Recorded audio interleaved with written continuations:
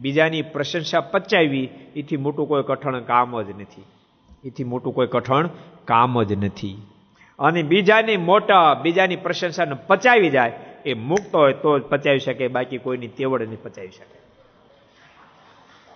કદાચ લાડુ પચાવી જાય, મોહનથાળે પચાવી જાય, મેસુબે પચાવી જાય, 2 લીટર બાસુંદી પચાવી જાય, પણ બીજાની પ્રશંસા પચાવવી એ કોઈ સામાન્ય વાત નથી. ખૂબ ભગવાનનો મહિમા સમજાણો હોય, ખૂબ ભગવાનના સંતો ભક્તોનો મહિમા સમજાણો હોય તો જ એ પચાવી શકે, ને તો પચાવી શકે નહીં, ન પચે. એવા તો બાપ કોક હોય, એના ઇતિહાસો લખાઈ જાય. ઓલો સરસ પ્રસંગ કરીને મારી વાણી ગરામ બાપુ, એની શું ઊંચાઈ હશે. નિમાય અને રઘુનાથ 2 મિત્રો હતા. નિમાય રઘુનાથ 2 મિત્રો, બહુ અદભુત પ્રસંગ તમને કહું. 2 વિદ્વાન.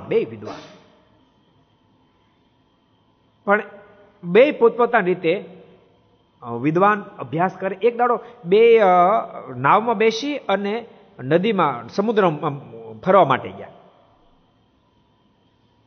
પણ હરિઈચ્છાથી 2 પોતપોતાની રચના સાથે લીધેલી. નિમાયજી કહ્યું, રઘુનાથજીએ કહ્યું છે, નિમાય મેં એક બહુ અદભુત ન્યાય શાસ્ત્ર ઉપર બહુ જ અદભુત લેખ લખ્યો છે, માને પુસ્તક લખ્યું છે. ત્યારે નિમાયજી કીધું મેં પણ એના ઉપર લખ્યું છે, મેં બહુ સરસ પુસ્તક લખ્યું છે કે. તો લાવો કે હું તમારું વાંચું, તમે મારું વાંચો. પણ નિમાયજીએ રઘુનાથને રઘુનાથનું પુસ્તક પોતે હાથમાં લીધું, નિમાયજી વાંચવા માંડ્યા. પણ નિમાયજીનું અદભુત લખાણ, અદભુત ઊંડાણ, અદભુત ઊંચાઈ. એ જેમ વાંચવા માંડ્યા, પાના ફેરવા માંડ્યા, એમ રઘુનાથ મળ્યો ઝાખા થવા, રઘુનાથ મળ્યા ઝાખા થવા. એની ઝાખપ જોતાની સાથે નિમાયજીએ પ્રશ્ન કર્યો, રઘુનાથ બાપ કેમ ઝાખો પડી ગયો? અને ત્યારે રઘુનાથના મોઢામાં શબ્દો નીકળ્યા, નિમાય તે તો અદભુત ન્યાય ઉપર આ લખાણ કર્યું છે. આ તારું લખાણ વાંચ્યા પછી સોને આગળ કથીરની કિંમત ન થાય એમ મારા લખાણની કોઈ કિંમત થશે નહીં. એનું મને દુઃખ થયું, મારી મહેનત બધી પાણીમાં જશે. અને આટલા શબ્દ સાંભળતાની સાથે શું ઊંચાઈ હશે નેમાઈજીની.